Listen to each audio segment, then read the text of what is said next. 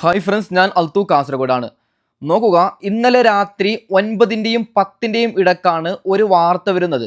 Kozhikode medical college ഹോസ്പിറ്റലിൽ തീ പിടിച്ചു എന്ന്. അതിനുശേഷം നമ്മുടെ ടി സിദ്ദിഖ് ഉണ്ടല്ലോ, അവിടുത്തെ MLA ആയിട്ടുള്ള ടി സിദ്ദിഖ് പറയുന്നത് ഈ തീപിടുത്തത്തിൽ 3 പേർ മരിച്ചു എന്നാണ് ടി സിദ്ദിഖ് പറയുന്നത്. എന്നാൽ ആ ഹോസ്പിറ്റലിൻ്റെ സൂപ്രണ്ട് പറയുന്നത് മരിച്ചത് 3 പേർ തീപിടുത്തം കൊണ്ടല്ല, നേരെ മറിച്ച് ഒരാൾ തൂങ്ങി മരിച്ചതാണ്, ഒരാൾ വിഷം കുടിച്ച് മരിച്ചതാണ്, അങ്ങനെയൊക്കെയാണ് പറയുന്നത്. അപ്പോൾ എന്താണ് ഇതിൻ്റെ സത്യാവസ്ഥ, എന്താണ് ഇന്നലെ രാത്രി അവിടെ സംഭവിച്ചത്, അതൊക്കെയാണ് നമ്മൾ ചർച്ച ചെയ്യാൻ പോകുന്നത്. സ്റ്റെപ്പായിട്ടാണ് നമ്മൾ ചർച്ച ചെയ്യാൻ പോകുന്നത്.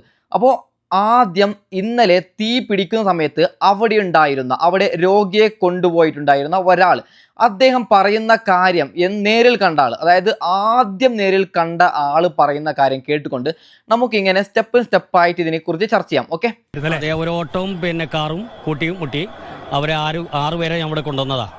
ആ സമയത്താണ് CT സ്കാൻ എടുക്കാൻ വേണ്ടിയിട്ട് അതിന് വെയിറ്റ് ചെയ്ത് നിൽക്കുക. ആ സമയത്താണ് ഭയങ്കര ഒരു പൊട്ടിത്തെറിയും ഒരു പുകയും വരുന്നത്. ആ പുകയോട് കൂടിയിട്ട് ആൾക്കാർ 4 ഭാഗത്തും ചെതറി ഓടി. രോഗികളെ അവിടെ ഇട്ടിട്ടാണ് ആൾക്കാർ പുറത്തേക്ക് ഓടിയത്. പിന്നീടാണ് ഞങ്ങൾ രോഗികളൊക്കെ പുറത്തെത്തിച്ചത്. എന്താ സംഭവിക്കുന്നത് അറിയുന്നില്ലല്ലോ. അതിനുശേഷമാണ് ആംബുലൻസും ഫയർഫോഴ്സൊക്കെ വന്ന് ആൾക്കാരെ ഇങ്ങനെ ഒഴിപ്പിച്ചുകൊണ്ട് മുഴുവൻ ആൾക്കാരെ ഞങ്ങൾ പുറത്തേക്ക് എത്തിച്ചിട്ടുണ്ട്. ആ സമയത്ത് കറണ്ട് മുഴുവൻ പോയോ? കറണ്ട് ഒരു പ്രാവശ്യം പോയി, പിന്നെ കറണ്ട് വന്ന് പിന്നെയും കറണ്ട് അങ്ങ് പോയി. ഇരുട്ടിലാണ് ഞങ്ങളൊക്കെ പുറത്ത് ചാടിയത്. ഏറ്റവും അവസാനമായിട്ട് രോഗികളെയും കൊണ്ടാണ്. നോക്കുക, ഇദ്ദേഹം പറയുന്നത് ഒരു കാറും ബൈക്കും ആക്സിഡൻ്റായ ആൾക്കാരെ കൊണ്ടുപോകുന്നതിനിടെയാണ് ഈ സംഭവം നടന്നത്. അപ്പോൾ അവിടെ വലിയൊരു തീപിടുത്തം സംഭവിക്കുന്നു, പുക വരുന്നുണ്ട്, അപ്പോൾ എല്ലാവരും നട്ടോട്ടം ഓടുന്നുണ്ട്, അങ്ങനെയൊക്കെയാണ് പറയുന്നത്. ഓക്കെ, അപ്പോൾ ഈ തീപിടുത്തത്തെക്കുറിച്ച് അവിടുത്തെ സൂപ്രണ്ടിനോട് ചോദിക്കുകയാണ്. അപ്പോൾ സൂപ്രണ്ട് പറയുന്ന കാര്യം കൂടി നമുക്ക് കേൾക്കാം. എന്താണ് അവിടെ സംഭവിച്ചത്, ആർക്കെങ്കിലും എന്തെങ്കിലും പ്രശ്നമുണ്ടോ, എല്ലാം സൂപ്രണ്ട് പറയുകയാണ്. UPS ഒരു ഷോർട്ട് സർക്യൂട്ട് വന്നിട്ട് അവിടെ കുറച്ച് ഫ്യൂംസ് നന്നായിട്ടുണ്ടായിരുന്നു. അണ്ടർ കൺട്രോൾ ആണ്, സിറ്റുവേഷൻ ടോട്ടലി അണ്ടർ കൺട്രോൾ ആണ്. ഫയർഫോഴ്സ്, ബാക്കി എല്ലാവരും, ഡോക്ടർമാരും ആവശ്യത്തിന് എല്ലാവരും ഉണ്ട്. പിന്നെ രോഗികളെ പുറത്തോട്ട് കൊണ്ടുപോകേണ്ട സാഹചര്യങ്ങളില്ല. നമുക്ക് മെയിൻ ഹോസ്പിറ്റൽ ആവശ്യത്തിന് സൗകര്യമുണ്ട്. അവിടെ സെപ്പറേറ്റ് വാർഡ് ഒരുക്കുന്നുണ്ട്. അപ്പോൾ പേഷ്യൻസിനേക്കാൾ നമുക്ക് അങ്ങോട്ട് മാറ്റേണ്ട കാര്യം മാത്രമേ ഉള്ളൂ. അല്ലാതെ കൂടുതൽ ഈ ഒരു പ്രശ്നം കൊണ്ട് ആർക്കും അപകടാവസ്ഥ ഒന്നും തന്നെ ഉണ്ടായിട്ടില്ല. ഒരു പേഷ്യന്റ് ബ്രോഡ് ഡെഡ് ഉണ്ടായിരുന്നു, പക്ഷെ അത് ഇതുമായിട്ട് കൂട്ടിക്കൊഴിക്കുന്നത് രീതിയിൽ കേട്ടു. അത് ശരിയല്ല. ഇതുമായിട്ട് പ്രത്യേകിച്ച് ആർക്കും അപകടം സംഭവിച്ചിട്ടില്ല. സൂപ്രണ്ട് പറയുന്നത് ഇതുമായിട്ട് ആർക്കും ഒരു അപകടവും സംഭവിച്ചിട്ടില്ല എന്നാണ്. ഒരൊറ്റ കാര്യം പറയുകയാണ്, ഇവിടുത്തെ മന്ത്രിമാർക്ക് എന്തെങ്കിലും ഒരു പ്രശ്നമുണ്ടായാൽ പോകുന്നത് അമേരിക്കയിലേക്കാണ്. എന്തുകൊണ്ടാണ്? നമ്മുടെ നാട്ടിലത്തെ ഈ മെഡിക്കൽ കോളേജിലൊക്കെയുള്ള ഒരു ചികിത്സ അങ്ങനെയാണ്. അതായത് നോക്കുക, അകത്ത് കത്രിക മറക്കുകയാണ്, എന്തൊക്കെ പ്രശ്നങ്ങളാണ് ഓപ്പറേഷൻ ചെയ്യുമ്പോൾ. അപ്പോൾ മന്ത്രിമാരൊക്കെ സേഫാണ് അമേരിക്കയിലൊക്കെ പോയി. പാവങ്ങളായ നമ്മളെപ്പോലെ ആൾക്കാരാണ് ഇത്തരത്തിലുള്ള മെഡിക്കൽ കോളേജിൽ പോയി പെടുന്നത്. പിന്നീട് അതിനെ ന്യായീകരിക്കുകയാണ് സൂപ്രണ്ട്. അതാണ് ഞാൻ ഇങ്ങനെ പറയാൻ കാരണം. ആർക്കും ഒരു പ്രശ്നവും സംഭവിച്ചിട്ടില്ല എന്നല്ല പറയേണ്ടത്. ചില രോഗികൾക്ക് ചില ബുദ്ധിമുട്ടുണ്ടായി, നമ്മളതിനെ പരിഹരിക്കുന്നു, അങ്ങനെയാണ് അതിനെ പറയേണ്ടത്. ഓക്കെ, ഇതിനെക്കുറിച്ച് അവിടുത്തെ MP പറയുന്ന കാര്യങ്ങൾ കേട്ടുകൊണ്ട് നമുക്ക് ടി സിദ്ദീഖിനൊക്കെ വരാം, അതായത് തൂങ്ങി മരിച്ച കാര്യത്തിലേക്കൊക്കെ വരാം. ഓക്കെ, ആ MP എന്താണ് പറയുന്നതെന്ന് കേട്ടു നോക്കാം, അതിനുശേഷം ബാക്കി ചർച്ച ചെയ്യാം. ഓക്കെ, ഇതിൻ്റെ അകത്ത് ഇവിടുത്തെ ഒരു വിഷയം എന്താണെന്ന് ചോദിച്ചാൽ, നമ്മുടെ ബീച്ച് ഹോസ്പിറ്റലിൽ ശക്തിപ്പെടുത്തണം. ആദ്യമായിട്ട് ബീച്ച് ഹോസ്പിറ്റലിൽ ആവശ്യമായ സ്റ്റാഫില്ല, ഡോക്ടേഴ്സ് ഇല്ല, ഒന്നുമില്ല. അവിടുത്തെ പേഷ്യൻസ് ഇങ്ങോട്ട് വരികയാണ്. അത് കഴിഞ്ഞാൽ ഇവിടെ തന്നെ ആവശ്യമായ സ്റ്റാഫിനെ നിയമിച്ചിട്ടില്ല. നോക്കുക, എന്തൊരു ഗൗരവമുള്ള കാര്യമാണ് ഇദ്ദേഹം പറയുന്നത്. സ്റ്റാഫ് ഇല്ല. ഞാനൊരു എക്സാമ്പിൾ പറയുകയാണ്. ഇത് ഹോട്ടലല്ല, സൂപ്പർ മാർക്കറ്റല്ല, ഫാർമസി അല്ല. അപ്പോൾ ഇതൊരു ഹോസ്പിറ്റലാണ്. ഹോസ്പിറ്റലിൽ എത്ര സ്റ്റാഫുകൾ വേണം? ക്ലിയറായി കൃത്യമായിട്ട് ഒരു ഹോസ്പിറ്റൽ എക്സാമ്പിൾ പറയുകയാണെങ്കിൽ 50 സ്റ്റാഫാണ് വേണ്ടതെങ്കിൽ ഒരു 5 സ്റ്റാഫ് കൂടുതൽ വെക്കണം. കാരണം എപ്പോഴാണ് എന്ത് സംഭവിക്കുന്നതെന്ന് ആർക്കും ഒന്നും പറയാൻ പറ്റൂല. ചിലപ്പോൾ ഇഷ്ടംപോലെ രോഗികൾ വരും, ഇഷ്ടംപോലെ അപകട കേസുകൾ വരും. അപ്പോൾ MP പറയുന്നത് അവിടെ സ്റ്റാഫുകൾ ഇല്ല എന്നാണ് MP പറയുന്നത്. ഓക്കെ, ഇതിനൊക്കെ നല്ല ചർച്ച ചെയ്ത് ഇതിൻ്റെ സൂപ്രണ്ടോ ആരാണ് ഇതിൻ്റെ ഉദ്യോഗസ്ഥർ, അവർക്ക് ശക്തമായ ശിക്ഷ നൽകണമെന്ന് തന്നെ ഞാൻ പറയുന്നു. അപ്പോൾ ഏതായാലും ഇതിനെക്കുറിച്ച് 3 പേർ മരിച്ചു എന്ന് ടി സിദ്ദീഖ് പറയുന്ന വാദം കേട്ടുകൊണ്ട് നമുക്ക് ബാക്കിയും കൂടി ചർച്ച ചെയ്യാം. ഓക്കെ, മെഡിക്കൽ കോളേജിലെ ഇവിടെ ഉണ്ടായ അതിദാരുണമായ എമർജൻസി കാഷ്വാലിറ്റിയിൽ ഉണ്ടായിട്ടുള്ള ഈ തീപിടുത്തത്തിൽ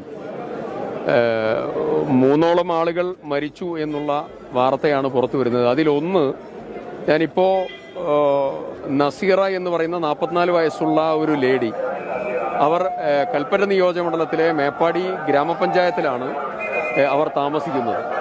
അപ്പോൾ ഇവിടെ നിന്ന് തീപിടുത്തത്തെ തുടർന്ന് കൊണ്ടുപോകുന്ന സമയത്ത് വെന്റിലേറ്ററിൽ നിന്ന് പുറത്തേക്ക് പോകുന്ന സമയത്താണ് ഈ ദാരുണമായിട്ടുള്ള മരണം സംഭവിച്ചത് എന്നുള്ളത് പറയുന്നു. നോക്കുക, ടി സിദ്ദീഖ് നല്ല രീതിയിൽ കൺഫേം ആയിട്ട് പറയുകയാണ് തീ പിടുത്തത്തിലാണ് 3 പേര് മരിച്ചത്. അപ്പോൾ എനിക്ക് പറയാനുള്ളത്, ടി സിദ്ദീഖ് ഒരു MLA ആണ്. അപ്പോൾ ഒരു MLA ഒരു കാര്യം മീഡിയാസിന് മുമ്പ് അവതരിപ്പിക്കുമ്പോൾ ഇത്തിരി പഠിക്കും, അതുറപ്പാണ്. അതായത് വെറുതെ കള്ളം പറഞ്ഞാൽ MLAക്ക് പണി കിട്ടുമെന്ന് MLAക്ക് ഉറപ്പാണ്. അപ്പോൾ എന്തെങ്കിലും അവിടെ ചിലപ്പോൾ തീ പിടുത്തത്തിലായിട്ടുണ്ടാവും മരിച്ചത്, ചിലപ്പോൾ ടി സിദ്ദീഖ് വെറുതെ പറഞ്ഞതായിട്ടുണ്ടാവും, ടി സിദ്ദീഖിന്റെ തെറ്റിദ്ധാരണയായിട്ടുണ്ടാവും. എന്നാൽ ഇതിനെ എന്താണ് അവിടെ യഥാർത്ഥത്തിൽ സംഭവിച്ചതെന്ന് സൂപ്രണ്ട് പറയുന്നു. അതും കൂടി കേട്ടുകൊണ്ട് നമുക്ക് ആരുടെ ഭാഗമാണ് ശരിയെന്ന് ചെറിയ രീതിയിൽ സംസാരിക്കാം. ഓക്കെ, 5 പേഷ്യൻ്റാണ് ഡെത്ത്. അതിൽ ഒരെണ്ണം ഇവിടുന്ന് ഡെത്തല്ല, തൂങ്ങി മരണമായിട്ട് മരിച്ചിട്ട് ഇവിടെ കൊണ്ടുവന്നതാണ്. മോർച്ചറിയിലേക്ക് വെക്കാൻ വേണ്ടി വന്നതാണ്.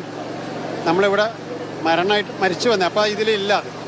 പിന്നെ ഒരു കേസ് ഉള്ളത് വിഷം കഴിച്ച് വന്ന്, അതാണ് നിങ്ങൾ എന്നോട് ചോദിച്ചത് കേസ്. മേപ്പാടി ഇന്നലെ വന്നെയാണ്. എക്കാലക്സ് കഴിച്ചിട്ടുള്ള ഒരു ലേഡി, ഭയങ്കര ബാഡായിരുന്നു, വെന്റിലേറ്ററിലാണ് ഉള്ളത്. അപ്പോൾ പുക വന്നപ്പോൾ നമ്മൾ സിക്കാണെങ്കിലും നമ്മൾ ആംബുലൻസിലാക്കിയിട്ട് അവിടുത്തെ മെയിൻ ബ്ലോക്കിലെ ICUലേക്ക് ഷിഫ്റ്റ് ചെയ്തതാണ്. അപ്പോൾ ICUയിൽ എത്തിയിട്ട് അവിടെ നിന്നാണ് മരിച്ചത്. ബാഡായിരുന്നു അത്. ആ കേസാണ് ഞാൻ പറഞ്ഞത്, നേരത്തെ നിങ്ങൾ ചോദിച്ചത്. പിന്നെ ഉള്ളത്, ഞാനെല്ലാം കേസ് ഷീറ്റ് വെച്ച് ഡാറ്റ എടുത്തതാണ്. സുരേന്ദ്രൻ എന്ന് പറഞ്ഞിട്ടുള്ള ഒരു പേഷ്യൻ്റെ പേര്. അത് ഭയങ്കര ഓൾറെഡി ബാക്കിയുള്ള 3 patient, 2 patient medical legal case, 1 brought dead. Okay, ഏതായാലും സൂപ്രണ്ട് പറയുന്നത് ഈ മരിച്ച 3 പേരും തീ പിടിച്ചല്ല മരിച്ചത്. ഒരാൾക്ക് എന്തോ ക്യാൻസർ, മറ്റൊരാൾ തൂങ്ങി മരിച്ചതാണ്, മറ്റേ ആൾ വിഷം കുടിച്ച് മരിച്ചതാണെന്നൊക്കെയാണ് പറയുന്നത്. അപ്പോൾ നമുക്ക് പറയാനുള്ളത്, ഇവിടെ ടി സിദ്ദീഖ് പറയുന്ന കാര്യങ്ങളും ഇദ്ദേഹം പറയുന്ന കാര്യങ്ങളും നല്ല രീതിയിൽ പഠിക്കണം. ഒരു പക്ഷേ സൂപ്രണ്ട് പറയുന്ന കാര്യങ്ങൾ അത്ര വിശ്വസിക്കണോ എന്ന് ചോദിച്ചാൽ വിശ്വസിക്കണ്ടെന്ന് ഞാൻ പറയും. കാരണം ഹോസ്പിറ്റലിനെ മുന്നോട്ട് കൊണ്ടുപോകാൻ അദ്ദേഹത്തിന് അറിയാം. എന്തെങ്കിലും നെഗറ്റീവായി പുറത്ത് കൊണ്ടുപോയാൽ, അതായത് പുറത്ത് നെഗറ്റീവായി വന്നാൽ നാളെ അത് ബാധിക്കും. ചിലപ്പോൾ അതിനുവേണ്ടി അദ്ദേഹം എന്തും പറയും. അപ്പോൾ നമുക്ക് അദ്ദേഹത്തിൻ്റെ വാദം കേൾക്കുമ്പോൾ ചെറുതായി നമ്മൾ ചിന്തിക്കണം. പക്ഷേ ടി സിദ്ദീഖ് പറയുന്ന കാര്യം കൂടി നമ്മൾ ചർച്ച ചെയ്യും. എവിടെ നിന്നാണ് ടി സിദ്ദീഖിന് ഇത്തരത്തിലുള്ള ഇൻഫർമേഷൻ കിട്ടിയത്? ടി സിദ്ദീഖ് പറയുന്നത് തീ പിടുത്തത്തിലാണ് 3 പേര് മരിച്ചതെന്നാണ്. സൂപ്രണ്ട് പറയുന്നത് വിഷം കുടിച്ച് മരിച്ചതാണ്, തൂങ്ങി മരിച്ചതാണ്, ക്യാൻസറാണ്, അങ്ങനെയൊക്കെയാണ് പറയുന്നത്. നോക്കുക, ഞാൻ പറയുന്നത് തീ പിടുത്തത്തിലാണ് 3 പേര് മരിച്ചതെങ്കിൽ ഈ ഹോസ്പിറ്റലിൻ്റെ മേലുദ്യോഗസ്ഥർ ഇതിനുള്ള ഉത്തരവാദിത്വം സ്വീകരിക്കണം. കാരണം സേഫ്റ്റി എപ്പോഴും നിർബന്ധമാണ്. അപ്പോൾ ഇവിടെ ഒരു MP തന്നെ പറയുന്നു ഇവിടെ വേണ്ടത്ര സ്റ്റാഫുകളില്ല. അപ്പോൾ അതൊക്കെ അവിടുത്തെ മേലുദ്യോഗസ്ഥരുടെ ഒരു തെറ്റായ ധാരണയാണ്. അപ്പോൾ എനിക്ക് പറയാനുള്ളത്, ഇനിയെങ്കിലും മെഡിക്കൽ കോളേജ് പോലത്തെ വലിയ ഹോസ്പിറ്റലുകളിൽ സേഫ്റ്റി നിങ്ങൾ നിർബന്ധമാക്കുക.